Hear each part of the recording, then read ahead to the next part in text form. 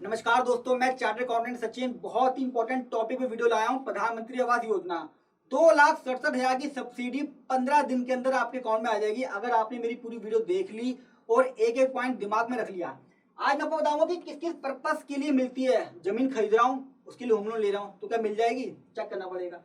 Apply कौन कौन कर सकता है, यानी कि मेरी बीवी अप्लाई करेगी या मेरा हस्बैंड अप्लाई करेगा या माता पिता अप्लाई करेंगे या भाई बहन अप्लाई करेगा, कौन लोन लेता है, कौन प्रॉपर्टी में होता है, बहुत सारे कॉम्बिनेशन होते हैं वो बताऊंगा। साथ में सब्सिडी कैलकुलेट कैसे करता है। जो भी आपको सब्सिडी देगा, 50 लाख का घर था, 30 लाख का मैंने लोन लिया 15 साल के लिए, तो सब्सिडी कितनी मिलेगी। लोन ट्रांसफर करना है मेरे को, इंटरेस्ट रेट अच्छा मिल रहा है भैया, मुझे लोन ट्रांसफर करना है, सब्सिडी मिली नहीं है, कर सकता हूँ। प्रॉपर्टी बेचनी है, प्रॉपर्टी का रेट डबल हो गया मेरे 2 महीने में, प्रॉपर्टी बेचो, सब्सिडी तो आई नहीं है। ब्लेंडर करते हैं लोग, ब्लेंडर छोटी छोटी गलतियां हैं लेकिन ब्लेंडर हो जाता है। 2,67,000 रुपए 84 गलती की वजह से मिस कर देते हैं लोग। अप्लाई कब करना है? होम लोन तो हो गया मेरा, 3 महीने हो गए, अभी कर दूं? होम लोन से पहले होगा, होम लोन के बाद होगा, अगर बाद में हो कितने दिन बाद होगा? सब्सिडी डूबती हो जाएगी। सब्सिडी देता कौन है भैया? अपना माथा फोड़ना कहाँ है, बैंक वाले के पास या मोदी जी के पास कि 2,67,000 की सब्सिडी देता कौन है आपको? डॉक्यूमेंट क्या क्या लगाने हैं? इतने लोग परेशान होते हैं। बैंक वाला कहता है आपने ये कागज दिया है, ये कागज लाओ, 1 महीने बाद ये कागज लाओ, करते करते 1 साल कब निकल गया मुझे भी नहीं पता। आज की वीडियो में एक बार में ही कंप्लीट चीजें बता दी मैंने आपको, किस वेबसाइट पे जाना है, ऑनलाइन अप्लाई कैसे करना है और कस्टमर आईडी कैसे लेनी है। ऑनलाइन अपने क्लाइंट की कस्टमर आईडी दिखाई है। तो वीडियो बहुत इंपॉर्टेंट है, कोई भी पॉइंट मिस ना हो, आखिरी वीडियो तक टिके रहना है। आज दोस्तों थोड़ा सा आपको एक जर्नी पे लेके चलता हूँ जहाँ पे आपको प्रैक्टिकली लगेगा कि हाँ यार मैंने होम लोन ले लिया है, मेरा घर भी हो गया और सब्सिडी भी मेरे अकाउंट में आ गई है। सबसे पहले आप कस्टमर हो, आप क्या करोगे? बैंक में लोन अप्लाई करोगे। बैंक वाला क्या करेगा? लोन आपको दे देगा। अब लोन आपके पास आ गया, फिर बैंक वाला क्या करेगा? ये 2 कंपनियां हैं, नेशनल हाउसिंग बोर्ड और हुडको, और एक सीडीबी भी है। इनको एक एप्लीकेशन देगा, आप डॉक्यूमेंट सारे यहाँ जमा करते हो, यहाँ ये कागज भेजता है, ये कहता है भैया ये क्राइटेरिया है, इसने फुलफिल कर दिया है, आप सब्सिडी दो।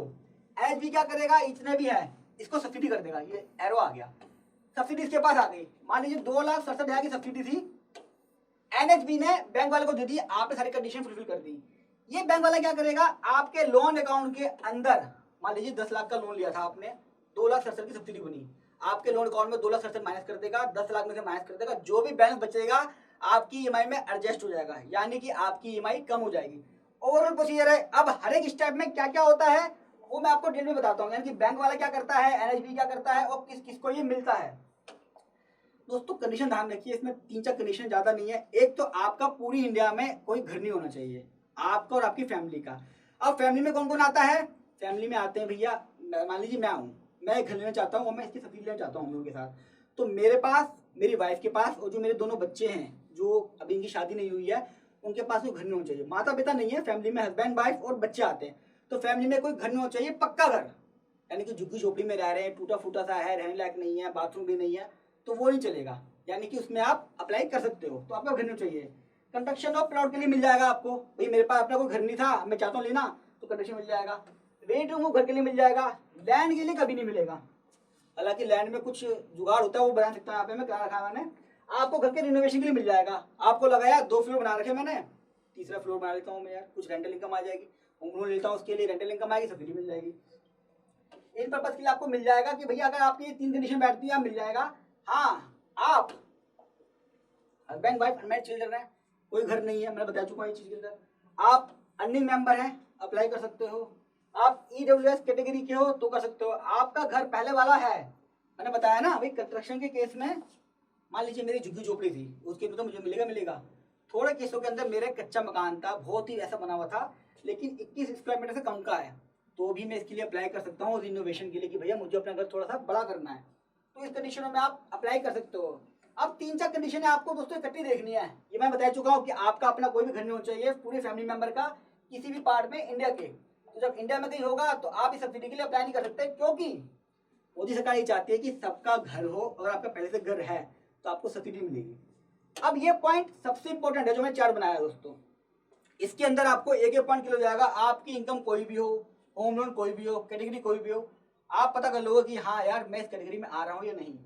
दोस्तों इसमें बता दूं, इसमें अभी जो है सिर्फ 2 कंडीशन चल रही हैं, यानी कि ईडब्ल्यूएस और एलआईजी वाला। ये जो स्कीम है ये 31 मार्च 21 को खत्म हो चुकी है, अभी इसके लिए एक्सटेंशन नहीं आई है।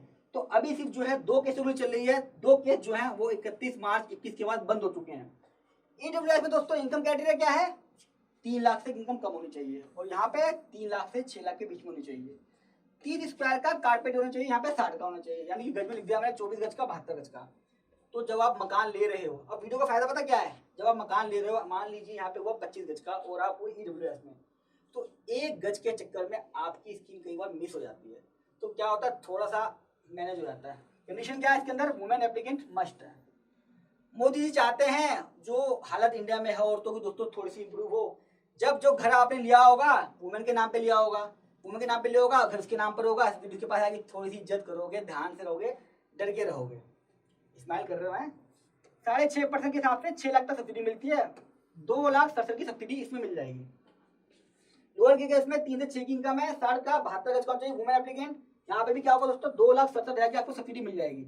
यानी कि अगर मैं EWS में आता हूँ, मेरी इनकम 3 लाख से कम है, 30 स्क्वायर मीटर का मैं मकान ले रहा हूँ और 24 गज का है, और वुमेन एप्लीकेंट है इसके अंदर, यानी कि मेरी वाइफ जो है उसके नाम से भी अप्लाई किया जा रहा है, यानी कि मैं भी हूँ वो भी है, दोनों साथ में है, वो मेन एप्लीकेंट है, तो मुझे 2,67,000 की सब्सिडी सरकार दे देगी, मेरे लोन अकाउंट में एडजस्ट हो जाएगी। सेम LIG केस में है, मैं कोई LIG का मकान ले रहा हूँ, 60 स्क्वायर मकान था वो, कहीं भी ले रहा हूँ मैं, 3 से 6 लाख की मेरी इनकम है, और मैं और मेरी वाइफ साथ में लोन ले रहे हैं, साथ में होम लोन लिया हुआ है और प्रॉपर्टी भी साथ में है, तो मुझे भी 2,67,000 रुपये अकाउंट के अंदर एडजस्ट हो जाएंगे। लेकिन वुमेन एप्लीकेंट मस्ट है।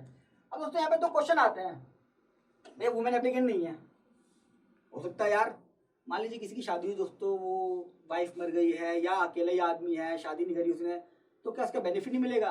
जुगाड़ है उसका, दिखाऊंगा फॉर्म में। मेल मेंबर अप्लाई कर सकते हैं, एक एफिडेविट लगेगा और एक फॉर्म भरा जाएगा, मेरे पास कॉपी है उसकी, आप चाहते हैं मैं आपको दूं, आप अपना ईमेल ड्रॉप कर दीजिएगा, मैं आपको वो दे दूंगा।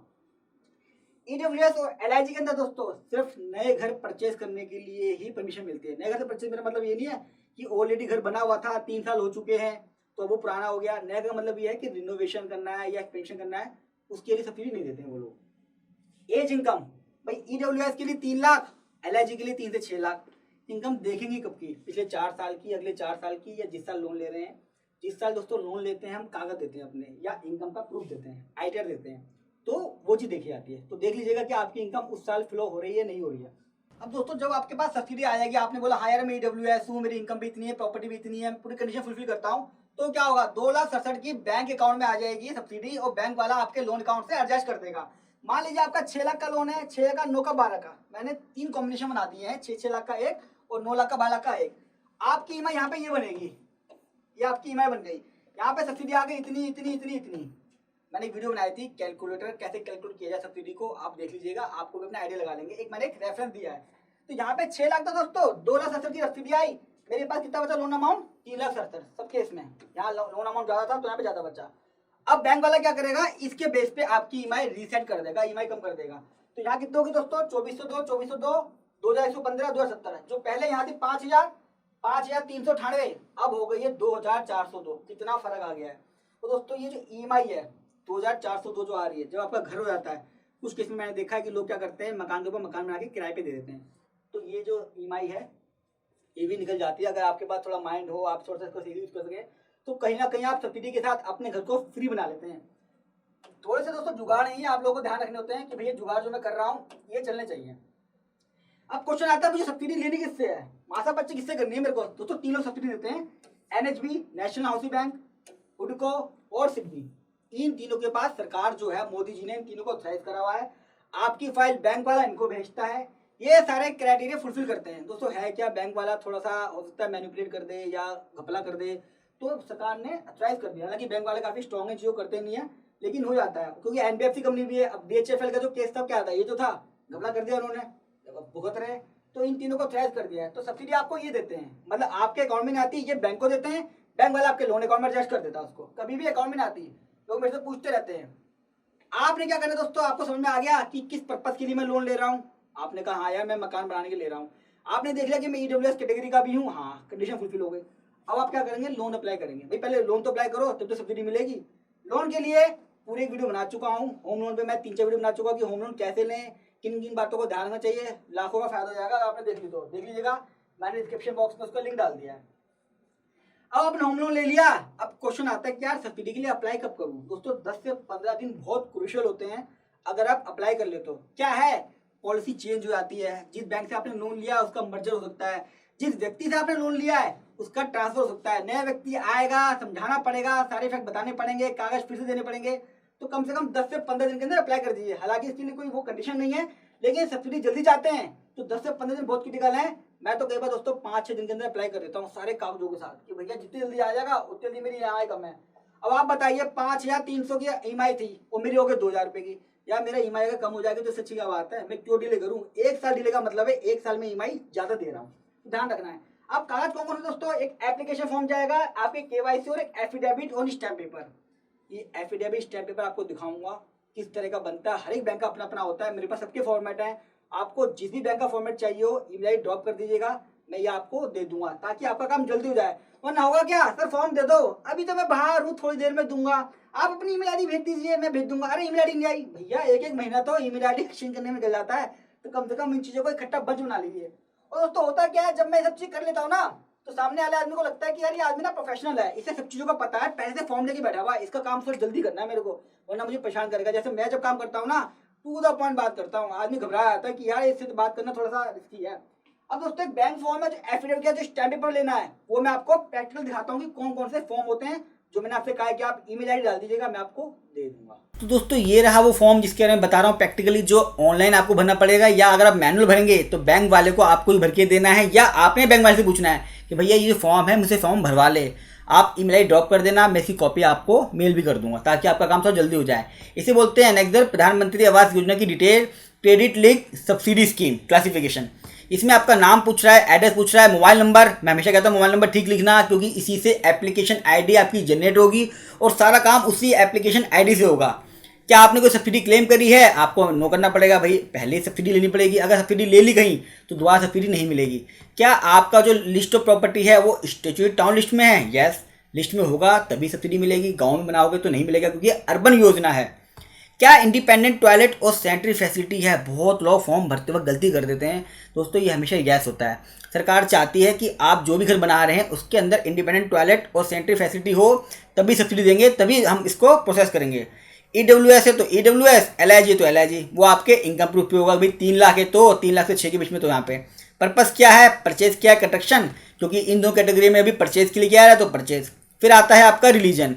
इस तरह दोस्तों पूरा फॉर्म है, किसी प्रोफेशनल की हेल्प ले लीजिए, आपकी इसमें बेसिक डिटेल है, KYC वगैरह वो सब आपको डालनी पड़ेगी। जैसे यहाँ पे प्रॉपर्टी का टाइप क्या है, फ्लैट ले रहे हैं, इंडिपेंडेंट हाउस है, न्यू है, 30 तक है, 60 तक है, मैंने बताया ना। LIG के केस में ये आएगा और EWS में ये आता है, इस कैटेगरी को बंद हो चुकी है लेकिन फॉर्म में अभी भी आ रहा है। ऑनरशिप क्या है, सेल्फ ओन लिए, इनहेरेंट यानी कि कहीं से खरीदी है, तो उसके बारे में बता रहे हैं।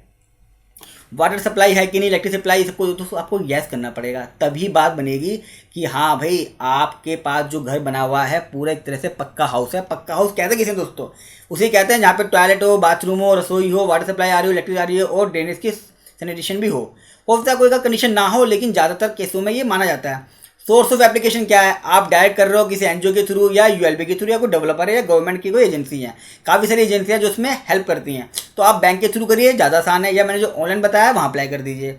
फिर आपने यहाँ पे टिक लगाना है कि आप सारी कंडीशन को फुलफिल कर रहे हो, यानी कि मेरी इनकम जो है वो 6 लाख से ऊपर नहीं है दोनों केसों में, मैंने कहीं सब्सिडी नहीं ली है, मेरा कोई भी अपना पक्का घर नहीं है, और अगर सब्सिडी रिजेक्ट भी हो गई तो मैं EMI जरूर पे करूँगा। वो चाहते हैं भैया आपकी सब्सिडी अगर रिजेक्ट हो गई तो EMI तो पे करो, सब्सिडी अलग है, EMI अलग है, यहाँ पे आपने साइन करने हैं।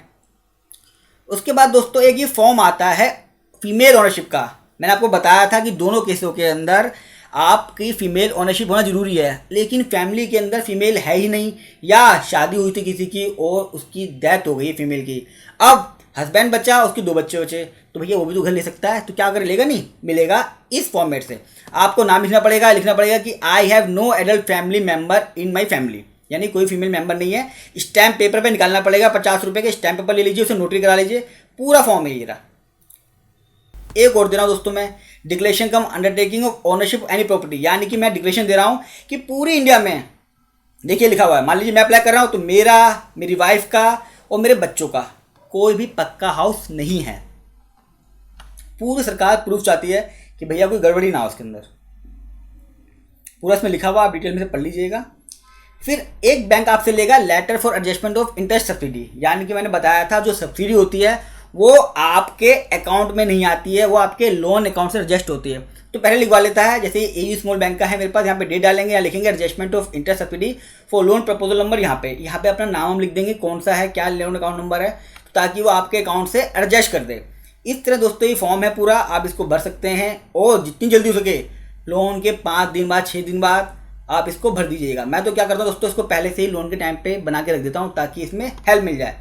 चलिए चलते हैं मेरे डैशबोर्ड की तरफ। दोस्तों फॉर्म आपने देख ही लिया, पूरा प्रैक्टिकली है। अब आपने फॉर्म बैंक में जमा कर दिया है, सारे काम खत्म कर दिए हैं। अब बैंक वाला क्या करेगा दोस्तों, बैंक वाला क्या करेगा, आपकी एक कस्टमर आईडी जनरेट करेगा। सबसे इंपॉर्टेंट है आज की वीडियो का ब्रह्मास्त्र, ये कस्टमर आईडी ही है। जब आप कस्टमर आईडी जनरेट हो जाएगी ना, इस तरह का मैसेज आएगा, dear mister Devi your application ID, ये नंबर भी है, मैंने छुपा दिया क्लाइंट का है, वरना तुम लोग क्या करोगे। इस तरह का मैसेज आएगा, ये है, और आप इसको ट्रैक कर सकते हो इस आईडी पे भी, दिखाऊंगा ट्रैक कैसे करते हैं। आपके पास ये मैसेज आ गया, इसका मतलब आपकी एप्लीकेशन सबमिट हो चुकी है, कस्टमर आईडी आ गई है। अब आप इसके इंडिपेंडेंट इसको फॉलो कर सकते हैं। दोस्तों आपको शुरुआत से लेके आखिरी तक इस कस्टमर आईडी के बारे में ही पूछना है। एक क्लाइंट में बड़ी दिक्कत आई थी, कस्टमर केयर को फोन कर लीजिए, मैंने बताया भी था कि अगर इसमें दिक्कत आए कहाँ कंप्लेन कर सकते हैं वो देख लीजिएगा। कई बार क्या कस्टमर आईडी आती ही नहीं है, हमें पता ही नहीं है, हम मांगते ही नहीं है, हम पूछते रहते हैं सब्सिडी कब आएगी, सब्सिडी कब आएगी, सब्सिडी कब आएगी। अरे भैया पहले कस्टमर आईडी तो ले ले, अपने पास इंडिपेंडेंट काम कर ले। बैंक वाले के पास तो 50 काम है यार, उसका ध्यान किसमें है, होम लोन करा लूँ, 20 साल के लिए कस्टमर बना लूँ, सब्सिडी तो अपना आप लेते रहेंगे, सब्सिडी मुझे देनी तो है नहीं, क्या करना है मेरे को, अपना आप कराते रहेंगे। तो ध्यान रखिए जिम्मेदारी आपकी है, हम लोग उसके ऊपर जिम्मेदारी डाल देते हैं, जिम्मेदारी आपकी है लेना। अब कैलकुलेट कर लीजिए, भाई कैलकुलेट मैं क्यों करूँ, बैंक वाला करेगा। अरे भाइयों कम से कम इसी का ध्यान रख लो यार, 2,67,000 की सब्सिडी मेरी बनती थी या 2,30,000 की बनती थी, क्या वाकई में लोन अकाउंट में उतने एडजस्ट हुआ है, क्या पता बैंक वाले ने किस तरह कैलकुलेशन करी, गलती तो कहीं भी हो सकती है। कई केसों के अंदर मेरी सब्सिडी बनती थी 2,60,000 रुपए की और सब्सिडी आई है 1,90,000 रुपए, 70,000 रुपए कट गए। जब मैंने वहां पे रीजन पूछा, कंप्लेंट करी, पूछा, तो उसने कहा अरे सर आपका ना कैटेगरी गलत हो गया था, होम लोन अमाउंट जो है ना दूसरा चला गया, गलत हो गई है वो, ठीक करो, रेक्टिफिकेशन डालो। 1 साल उसमें और लग गया। अरे भाई कैलकुलेट कर लो, उसे पहले से बता दो कि मेरी सब्सिडी इतनी आने, गलती नहीं हो जाए कोई भी, ताकि गलती कर ले तो माफी तो मांग ले कम से कम कि गलती हो गई है। फिर भी इसके ऊपर मैंने वीडियो बना दी है, ये रहा डिस्क्रिप्शन बॉक्स में लिंक डाल दिया है मैंने, ऊपर आई बटन देख के भी आप चेक कर सकते हो। अब दोस्तों आपने बैंक के पीछे जो बढ़ गए यार, सप्लाई कर दे, दे दे सब्सिडी, दे दे कस्टमर आईडी दे दे, आपके पास कस्टमर आईडी आ गई, आपने क्या करना है, अब उसको ऑनलाइन अप्लाई करना है ताकि आपका काम जल्दी हो सके। ऑनलाइन का दोस्तों मैंने स्टेप बता दिया। स्टेप 1 में आप पहले साइट पे एंटर मारेंगे, एंटर मारने के बाद आप अपना आधार नंबर और अपना नाम जो आधार कार्ड पे लिखा वो एंटर मारेंगे, और उसके बाद उसका एक फॉर्म आ जाएगा, उस फॉर्म को भरना है, जो फॉर्म मैंने दिखाया ना मैनुअल, वही फॉर्म आपको ऑनलाइन भरना है। अगर ऑनलाइन भरना आता है ठीक है, वरना मेरी हेल्प ले लीजिएगा।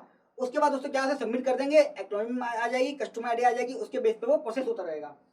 जब आप एंटर मारेंगे वेबसाइट पे, इसको मैंने डिस्क्रिप्शन बॉक्स में डाल दिया है, आपको परेशानी की जरूरत नहीं है, आप डालेंगे, देखिए यहाँ लिखा हुआ आ रहा है, ये पूरी वेबसाइट है, यहाँ लिखा रहा है अप्लाई ऑनलाइन सिटीजन असेसमेंट में।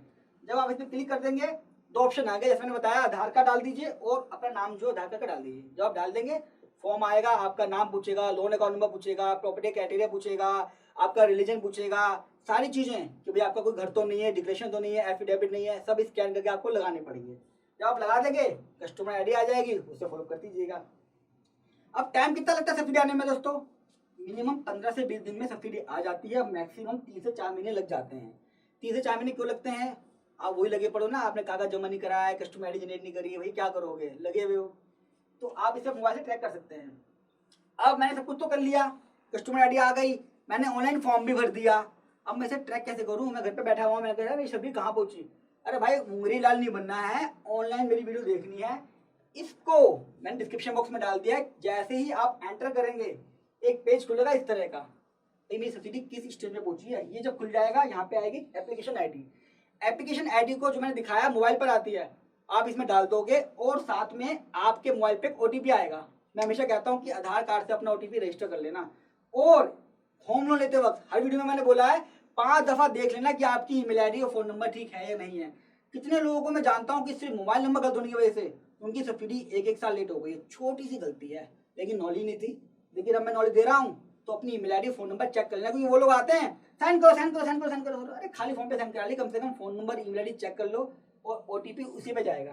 दोस्तों इस टाइप है, एप्लीकेशन आईडी जनरेट हुई नहीं हुई है, यहाँ पे ड्यू डिलिजेंस हो गई नहीं हो गया। ड्यू डिलिजेंस आपके जो रिकॉर्ड्स हैं, आपकी एलिजिबिलिटी जो है सब्सिडी की कैलकुलेशन, वो सब हुई नहीं हुई है। यहाँ पे अपलोड करा नहीं करा नोडल ने, यानी कि जो डिटेल थी वो अपलोड हो गई नहीं हो गई है। फिर सब्सिडी क्लेम अप्रूव्ड, आपकी सब्सिडी अप्रूव हो चुकी है। और अगला स्टेप आता है सब्सिडी रिलीज टू टीएलआई, यानी कि जो भी हमारा इंस्टीट्यूशनल है, बैंक जिससे ने लोन लिया है उसको रिलीज कर दी गई है।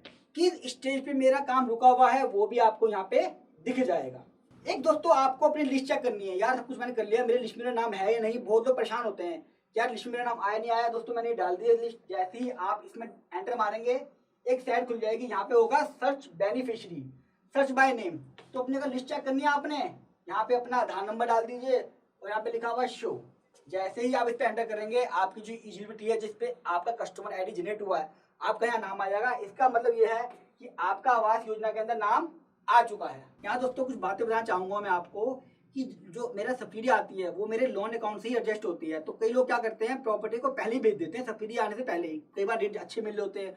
तो क्या होता है जब प्रॉपर्टी बिक जाएगी तो मेरा होम लोन ऑटोमेटिक खत्म हो जाएगा। उसके ऊपर जब होम लोन खत्म हो जाएगा तो सब्सिडी एडजस्ट कहाँ से होगी। या कई लोग लोन ट्रांसफर कर देते हैं कम इंटरेस्ट के चक्कर में कि भैया वहां कम मिले ट्रांसफर कर दूं।